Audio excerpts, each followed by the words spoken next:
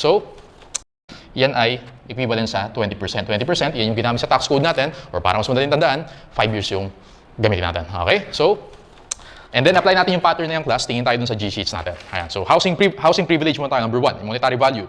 Okay, so employer leases residential property for the use of the employee. Use of the employee lang, without transfer of ownership yun, so 50%, kaya nakalagay, rental paid times 50%. Alright? Naglagay ako ng column dyan, kung may transfer of ownership, yung naka-bold na yellow, yun lang yung may mga transfer of ownership. Ibig sabihin, lahat ng naka-bold na yellow, 100% gagamitin natin. Okay? Letter B, employer owns residential property for the use of the employee. Higher fair market value, zonal value times 5% times 50%. Bakit ulit 50%? Kasi use of the employee, walang transfer of ownership. Bakit ulit sir 5%? 5%, yun yung 20 years na useful life. Tama? Kasi ang nakalagay dyan, housing privilege. So, real property yan. Okay? Sige, next. Employer purchases residential property installment for the use of the employee. Acquisition cost, exclusive of interest times 5% times 50%. Bakit ulit 5%? Kasi useful life ay 20 years. Pinag-uusapan natin na housing privilege. Bakit 50%? Because walang transfer of ownership. Yung letters D and E, may transfer of ownership naman yan. Kaya naka-yellow yung yes dyan. Employer purchases residential property and transfers ownership. Ano yung basis natin? Higher acquisition cost or zonal value times 100%. Yung letter E, employer purchases a residential property and transfers ownership. Ano yung basis natin? Per market value, zonal value, 100%. Bakit ulit 100%? Because may transfer of ownership. So, ganun din class yung pattern para sa motor vehicles. Ganun din siya, except that for motor vehicles, 5 years naman yung gagamitin mo na useful life. Kapag without transfer, 50%. Kapag with transfer, 100%. So, baba tayo others. So, ibig sabihin, ito yung examples ng fringe benefits na hindi motor vehicles at hindi housing at hindi motor vehicles. Ito yung others, lagi yung 100%. Alright? Sige. So, meron din tayong exempt from fringe benefits tax. So, tingnan natin class, basahin natin mabilis. Again, you just have to familiarize yourselves sa mga naka-bold na items. Housing privilege, kapag binigay yan sa AFP, okay, mga naka-bold na lang. Next, kapag naman inside or adjacent, maximum of 50 meters. Next is, pag temporary housing lang, kailan yung ilang months yung temporary housing, 3 months or less, pag ganyan, hindi yung subject to FBT. Vehicle of any kind, use of aircraft and helicopters owned and maintained by the employer, nakalagay dyan, treated as business expense. Expense account, when receipted in the name of the employer. Kapag nakapangalan yung resibo sa employer, hindi yung subject to FBT, actually, allowable deductions pa yan. Expenses for foreign travel, nakalagay dyan, average of $300 per day, cost of economy and business class, and 70% kapag naman first class airplane. Okay? Educational assistance, dapat directly connected, dapat may written contract, and may obligation to remain in the employer, dapat given sa dependents, scholarship program.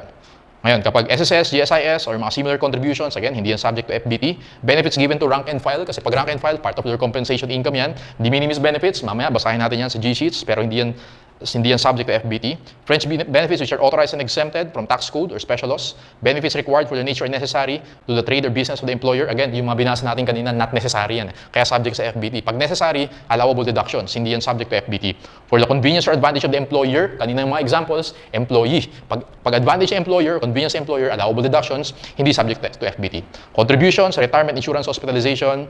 Okay, ito naman yung mga example na de minimis. Ito yung mga ceiling nila. Unused vacation leave credits for private employees, 10 days. Pag naman government employees, vacation and sick leave, wala siyang limit na 10 days.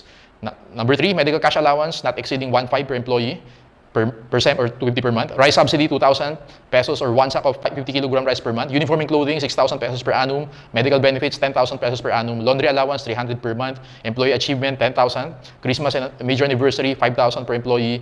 Daily meal and overtime, 25% of basic minimum wage. And then, ayan, so collective bargaining, 10,000 per employee per taxable year. Again, just familiarize yourselves dito sa mga de minimis benefits natin. Ang point niyan, yung mga de minimis na yan ay hindi yan subject to FBT. Ngayon, sa de minimis class, take note na yung de minimis benefits, so lagyan natin dito, de minimis benefits, syempre ano muna yan, may ceiling yan, tama? So, papasok muna sa ceiling yan. Ngayon, pag sumobra siya sa ceiling, kunyari, yung first natin dyan ay yung unused vacation leaves. 10 days lang yan. Pag sumobra sa ceiling, ang next nating class ay papasok naman siya dun sa 90K na exempt. Naalala niyo yung 90,000 exempt natin, yung 13-month and other benefits. Okay? Pag sumobra pa siya sa 90K, ayun, dun na siya papasok sa tax table. So, dito natin. Pag de minimis benefits, hindi siya subject sa FBT. Paano yung taxation dyan, sir? Tignan mo muna. Pasok pa siya sa ceiling, yung nasa ceiling, pag within the ceiling, walang tax yun. Pag sumobra sa ceiling, may isa pa tayong filter, yung 90,000. Pag sumobra pa sa 90,000, doon na siya magiging taxable. Okay? So, ganun yung de minimis benefits. Let's answer our handouts. Let's go to number 60. Statement 1, a fringe benefit is any good service or other benefits furnished or granted by an employer in addition to basic salaries of the employee. That's correct. Statement 2, the term compensation means all remuneration for services performed by the employee, etc. Both statements are correct. Letter C for number 60. Number 61, which of the following statements are correct? Yung 1 and 2 lang yung correct dyan. Basahin natin. Fringe benefits, a form of pay, maybe in the form of property services. Tama yan. Number 2, fringe benefits subject to FBT cover only fringe benefits given or furnished to managerial and supervisory. Managers and supervisors lang. Pag rank and file, hindi yan subject to FBT. Tama yung number 2. Number 3, FBT is a final tax imposed on the employee withheld by the employer, computed based on the monetary value. Okay sana. Pero based siya on the grossed up monetary value. Hindi monetary value, dapat grossed up monetary value. False yung 3. Number 4, FBT is an income tax. Accordingly, the one liable under the law is the employee. Hindi. Ang liable para magbayad ng FBT ay si employer. Okay, employer. False. Number 5, fringe benefits subject to FBT shall be included in the ITR. Hindi, final tax yan. Pag final tax, hindi mo ipapasok yan sa ITR. So, true, true, false, false, false. Letter A tayo for 61. Number 62, which of the following is incorrect in determining the monetary value? Tingnan natin kung ma-apply natin yung pattern natin. A, for housing privilege, if the employee leases residential property for the use of the employee, monetary value is rental times 50%. For the use lang eh. So, tama. 50% lang yan. B, for housing privilege, if the employer owns residential property for the use of the employee, the monetary value is computed higher fair market value or stolen value multiplied by 5% and 50%. Tama yan. Housing privilege, real property, 20 years or 5% yun. And since for the use of the employee lang, 50%. So, tama yung B. Letter C yung mali. For housing privilege, if the employer purchases residential property and transfers ownership eh. So, dapat 100% yan. The monetary value is computed as higher acquisition zonal value multiplied by 100%. Okay? So, mali yan. Nakalagay 5% and 50%. Dapat 100% yan. Sige, letter D, tama yan. For housing privilege, if the employer purchases residential property and transfers ownership, computed as higher fair market value, zonal value, less payment by the employee. Tama yung A, B, and D. C yung incorrect dyan. Letter C. Number 63, which of the following is subject to FBT? A, benefits given to convenience of the employer. Hindi, dapat employee. Okay? De minimis benefits within limits, hindi yan subject to FBT. Benefits given to rank and file, hindi yan subject to FBT. Educational assistance to the employee or dependents, subject to FBT. Isa yan sa mga examples na binasa natin ng fringe benefits. Letter D for number 63. Number 64. During the year, Alpha Corporation gave the following fringe benefits to its employees. So, sulat natin yung solution natin. Dito na lang, erase ko na to ha. So, erase natin para may space tayo. And then, ang tanong sa atin, how much do yung FBT? Okay, so, let's read yung mga given sa atin. Salaries to rank and file. Kapag rank and file, hindi yan subject to FBT. Salaries to managerial employees. Ay sir, managerial employees yan ah. Diba? Pag managerial employees, FBT, hindi yan. Salaries na nakalagay. Yung fringe benefits ay other than salaries. Okay? Other benefits yan. So yung 1 and 2 na yan, hindi yan subject to FBT. De minimis benefits, even if binigay siya sa rank and file at managerial, assumption mo within the limits yan, hindi yan subject to FBT. Fringe benefits to rank and file, again, hindi yan subject to FBT pag rank and file. Ang subject lang sa FBT dyan ay yung 170,000. Pero yung 170,000, yan yung monetary value niya. Monetary value ay 170,000. Okay? Ang gagawin mo dyan, i-gross up muna natin, divide by 65%, makukuha mo yung gross up monetary value, multiply mo by 35%, let's compute for the FBT. 170,000 divided by 0.65 times 0.35. FBT natin class is 91,538. Letter C, easy. Ayan, for fringe benefits. Next topic natin. Next topic natin is, saan tayo? Capital assets. Okay, so for tax purposes, we have two types of assets. Ordinary assets and capital assets. Basically, pag sinabi mong ordinary assets, yun yung assets na ginagamit natin in business. So tingin muna tayo dun sa G-sheets natin, capital assets, tingin ka dun. Examples of ordinary assets. Mabasahin muna natin yung ordinary assets, yung definition niya. Stock in trade of taxpayer, included in the inventory, property held by a taxpayer, primarily for sale in the ordinary course of business, property used in trade or business, subject to allowance for depreciation, real property used in business. So basically, pag sinabi mong ordinary assets, ito yung inventory at PPE. Okay, yun siya basically. Yun yung definition ng ordinary assets. Ordinary assets, ginagamit sa business. Capital assets, usually hindi ginagamit sa business yan. Okay? Ano sir yung rules natin dyan? So tingnan mo muna, kapag ang binenta mo ay ordinary assets at yung selling price mo ay mas mataas sa cost, ang tawag natin dyan ay ordinary gain. Kapag yung selling price ay mas mababa sa cost, ang tawag natin dyan ay ordinary loss. Tandaan mo lang class, reported sila in full, 100%, walang limit yan. Yung ordinary gain ay pasok sa gross income mo. Ang ordinary loss, pasok sa allowable deductions. Walang any special rules, lahat yan ay reported in full. Okay? Ang may issue lang tayo ay yung capital assets. Kasi yung capital assets, di naman usually ginagamit sa business yan. Pero meron tayong 3 types of capital assets. First natin is sale of real property. Nagbenta tayo ng lupa. Alam natin class, subject yan sa 6% CGT of higher between the selling price and fair market value. Sale of unlisted shares, 15% naman yan ng net capital gains. Okay? Dapat unlisted, ha? Hindi listed. Ang pag-uusapan natin ay yung other capital assets. Ano yung mga other capital assets? Basahin nga natin class yung mga examples muna. Sige, so basahin natin yung examples of ordinary assets sa G-sheets natin. Inventory, land for sale by a real estate dealer, office equipment, machinery, building, land. Ito naman yung examples of capital assets. Cash, accounts receivable, shares of stocks, prepaid expenses, residential house, car for personal use, jewelry for personal use, personal art collection. Yan yung, usually mga personal assets yan. Capital assets tawag natin dyan. Ngayon, ito naman kasi yung rules natin for taxation sa other capital assets. Ano ibig sabihin ng other capital assets? Capital assets na hindi land at hindi unlisted shares. Okay? Tingnan natin class.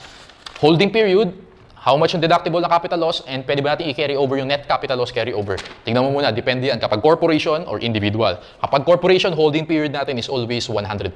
Okay? Kapag individual, depende. Kapag short-term capital loss or long-term capital loss. Ano ibig sabihin ng short-term capital loss? 12 months or less. Pag long-term capital loss, more than 12 months. Pag short-term class, 100% yung holding period natin. Kapag long-term, 50% yung holding period natin. Okay? How much naman, sir, yung pwede mong i-deduct as capital loss? Ano ba ibig sabihin ulit ng capital loss? Kapag yung selling price mo ay mas mababa sa cost, meron kang capital loss. Tama? So, how much yung pwede mong i-deduct na capital loss dun sa ITR natin or sa allowable deductions? Kapag corporations, up to the extent of capital gains lang. So, maximum na capital loss mo is equal to capital gains. Pag individual, same, up to capital gains lang. Okay? So, conservative tayo kapag capital assets. Yung capital loss, deductible lang up to the extent of capital gains. Unlike yung ordinary loss dito, deductible in full yan. Net capital loss carry over, pwede mo ba siyang i-carry over kapag corporation? Hindi pwede. Lagi ko dito, not applicable. Hindi ka pwede mag-carry over. Pag individual, pwede ba siya i-carry over? Yes, pwede i-carry over yan, pero may limit ka. Okay, dalawa yan. Meron tayong tinatawag na limit 1. Okay? Ano ba ibig sabihin, sir, ng net capital loss carry over? For example, nung year 1, move natin to. For example, nung year 1, yung capital loss mo ay mas mataas sa capital gain. Ang tawag dyan ay net capital loss. Pwede mo ba siya i-carry over sa year 2? Pwede, kapag individual ka. Kaya lang may limit. Yung limit 1 mo is yung net taxable income nung year 1. Okay? And yung limit 2 mo naman is yung net capital gains nung year 2. Paano na yung matatandaan yan, sir? Well, yung limit 1, net taxable income ng year 1, ito yung tax benefit rule. Kung how much ka nag-benefit ng year 1, yun lang yung pwede mo i-carry over ng year 2. Yung limit 2 mo, yung net capital gain ng year 2. Because again, yung capital loss, hindi naman siya pwede mag-exceed ng capital gain. So yung net capital gain ng year 2, limit mo rin siya. Kapag corporation, hindi ka pwede mag-carry over ng net capital loss. Okay. Meron ba tayong hindi na-mention dito? Meron pa. Okay? Doon muna tayo balik tayo dito class, yung sale of real property na subject to 6% CGT. Actually, may exception to the rule yan. Baba ka ng konti, nakita mo yung principal residence. Okay? So in general rule natin, kapag nagbenta ka ng real property, subject to 6% CGT yan. Okay? Except principal residence. Primarily, dun ka nakatira. Basahin natin yung mga requisites. Number 1, capital asset sold was a principal residence. Number 2, dapat citizen or resident alien ka. Number 3, yung binenta mo, yung proceeds, pambibili mo rin ng new principal residence. Ito important. Number 4, notice of such utilization, kailangan i-report mo kay BIR within 30 days from date of sale. Yung reacquisition of new residence dapat mangyari within 18 months or 1.5 years. Yung cash deposit equal dun sa 6% CGT, kailangan na ilagay mo sa escrow agreement sa isang bangko, nakadeposit mo na siya doon. Parang security yan sa capital gains tax. Yung exemption must be availed once only every 10 years. So 30 days, i-report kay BIR. 18 months, dapat naka-reacquire ka ng bagong residence. Kailangan ma-avail lang siya once every 10 years. Okay? Sige. And then, punta tayo dun ka sa baba. Basis for determining gain or loss. Paano ba yung gain or loss? Selling price, i-compare mo sa cost. Tama ba? How much yung cost dyan? Pag binili mo siya, purchase, okay, through purchase, ang basis mo ay cost. Kapag inheritance, fair market value, time of inheritance. Kapag donation, it's as if ay donor ka, okay? And if acquired less than full or adequate consideration, amount paid by the transferee. So ito, I just familiarize yourselves, pero basically, yan yung determination kung ano yung i-compare natin sa selling price to get the gain or loss. Okay? Sige. Let's answer yung handouts natin. Number 65. Which of the following is considered a capital asset? None of the above. D. Bakit, sir? Yung A, B, and C, actually, ano yan? Inventory yan, tapos PPE. Ordinary assets yan. Pag inventory and PPE, ordinary assets. Letter D tayo, none of the above, walang capital asset yan. Number 66. Which of the following statements are correct? 1. Capital assets include real property not used in trade or business. That's correct. Pag capital assets, usually hindi ginagamit in business yan. 2. The holding period does not apply to corporations. Holding period. Okay, so laging 100% yan. Hence, capital gains or losses are capitalized at 50%. Mali. Dapat 100%. Mali yung statement 2. Number 3. In computing the gain or loss from sale or other disposition of property acquired as gift or donation, the basis of cost shall be the same as it would be in the hands of the donor. Kakabasa ko lang. Kapag donation, same as it would be in the hands of the donor. Tama yung number 3. Number 4, the gain or loss recognized from sale or exchange of capital assets by individual taxpayer other than real properties which are held for more than 12 months. Pag more than 12 months, long term, 50% yung gagamitin natin. Holding period, nakalagay 50%. That's correct. True, false, true, true. Letter B, 1, 3, and 4 yung sagot natin. 67, which of the following is not one of the requisites for exemption from CGT? Sale of principal residence. Kakabasa lang natin yan. Taxpayer sa citizen or resident alien, tama. Notice to make such utilization, ilang days? 30 days. So mali na agad yung B, boy na yung sagot mo dyan. C, the proceeds of the sale was invested in acquiring new principal residence. The reacquisition must be within 18 months. So tama yung A, C, and D. Boy yung sagot natin for number 67. Number 68 onwards, dito tayo mag-solve.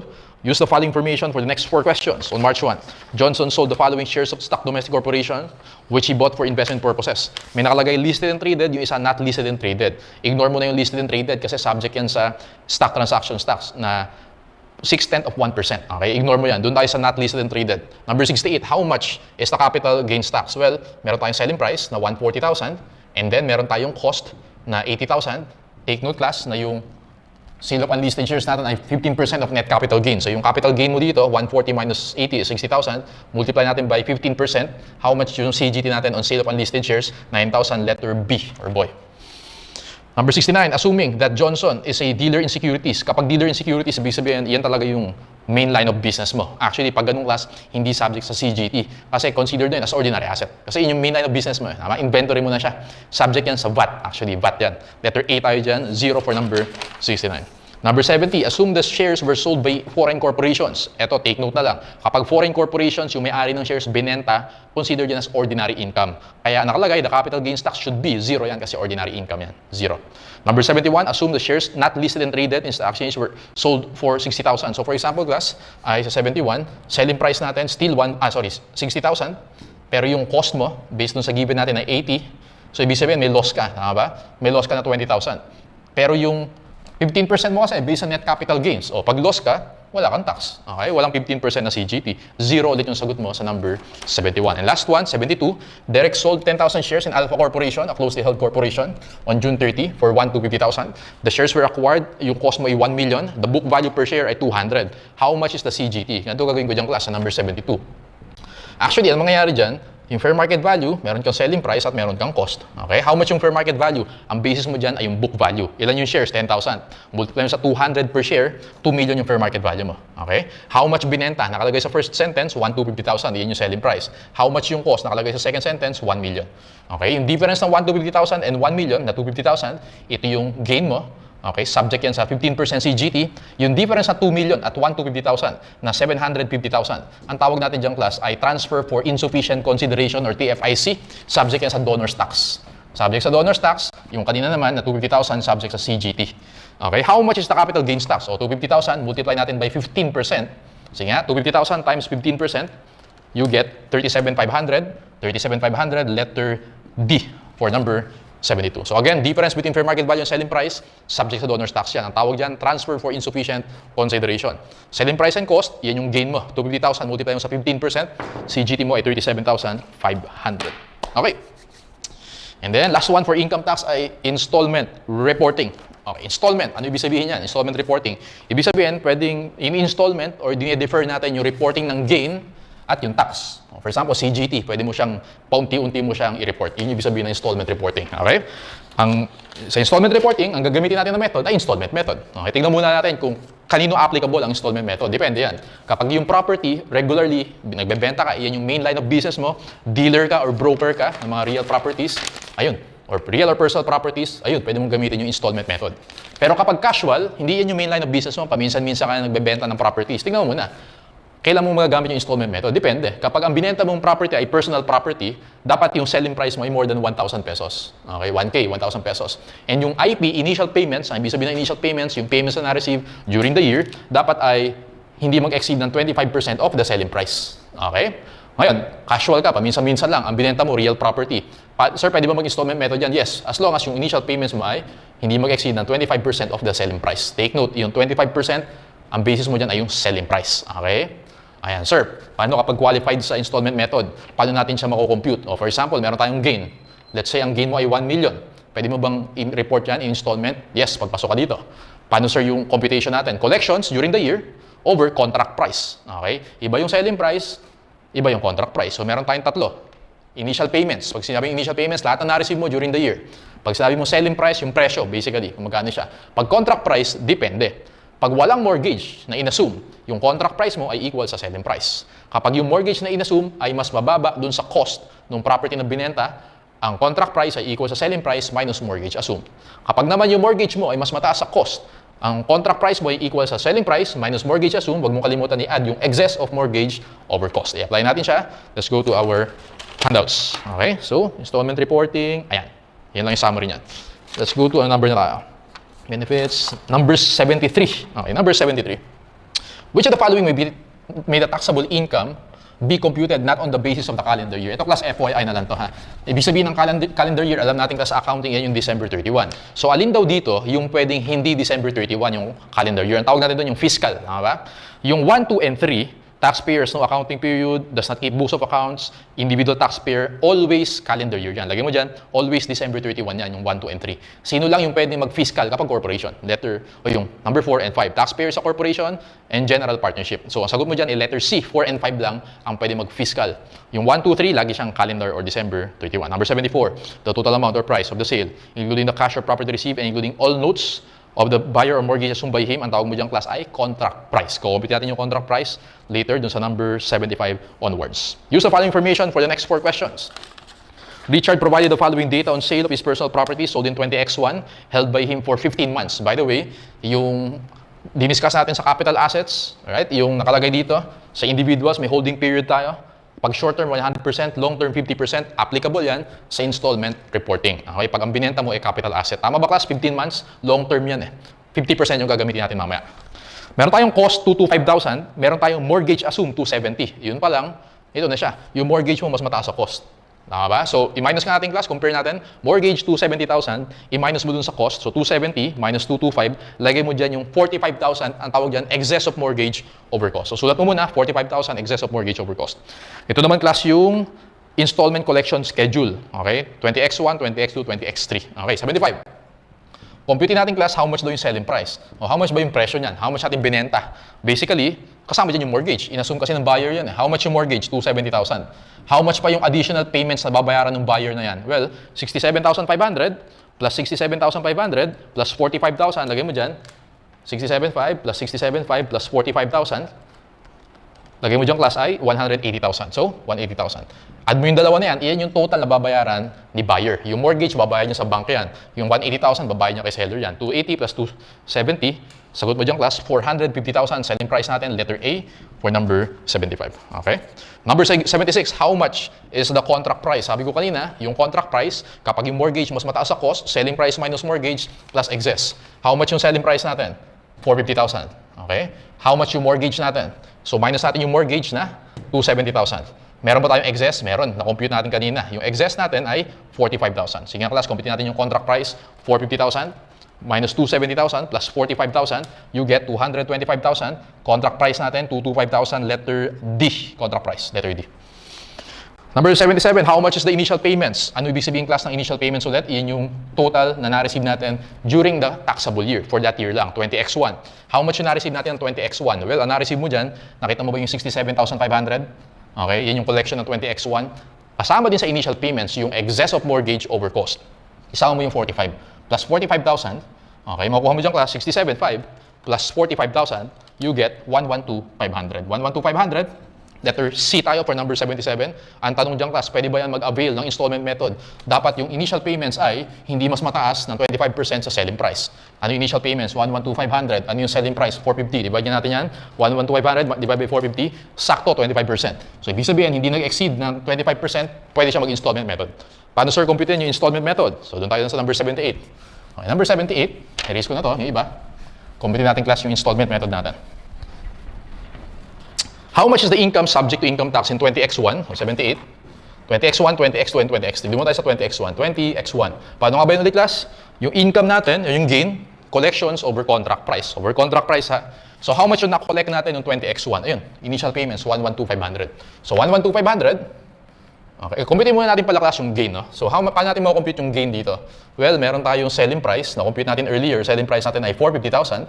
Tama? Yung cost natin ay tingin ka dun sa first line item, 225,000. Tama ba? 225. So, meron tayong gain dito na 450 minus 225 ay 225,000. Pero take note na long-term capital asset yan. 50% lang yung kailangan nating bayaran dyan, times or i-report dyan. Times 50%, 225,000 times 50%, you have 112,500. Yung gain talaga natin ay 112,500. Paano mo siya i-report sa 20X1, 20X2, 20X3? Ganito gagawin ko dyan, class. 20X1, collections over contract price, multiply mo sa gain. How much yung collections natin? 112,500, yung initial payments. How much yung contract price natin? 225,000, na-compute natin kanina yan. Multiply natin sa gain na 112,500, compute natin class. So, 112,500, divide mo sa 225,000 times 112,500, sagot mo dyan class ay, ulit, 112,500 divided by 225,000 times 112,500, you get 56,250. Actually, A na yung sagot mo dyan, pero i-confirm natin. 56,250, 20x1, 20x2, how much yung na-receive natin? Tingin ka dun sa schedule, sa table, 67,500. 67,500 over contract price na 225,000, multiply mo sa 112,500 na gain, 67,500 divided by 225,000 times 112,500, you have 33,750. Consistent tayo dun sa letter A. And last one, sa 20x3. Okay, so last one, 20x3. Complete natin class kung how much yung gain. So, na-collect natin yung 20x3 ay 45,000. Take note yung excess of mortgage over cost sa 20x1 lang natin siya ginamit ha, sa year 1 lang. 45,000 over 225,000 times 112,500. Complete natin class, how much yung gain ng 20x3? 45,000 divided by 225,000 times 112,500. So, good mo dyan, 22,500. Letter A, easy. Okay. So, that's it for installment reporting. We're done with income tax.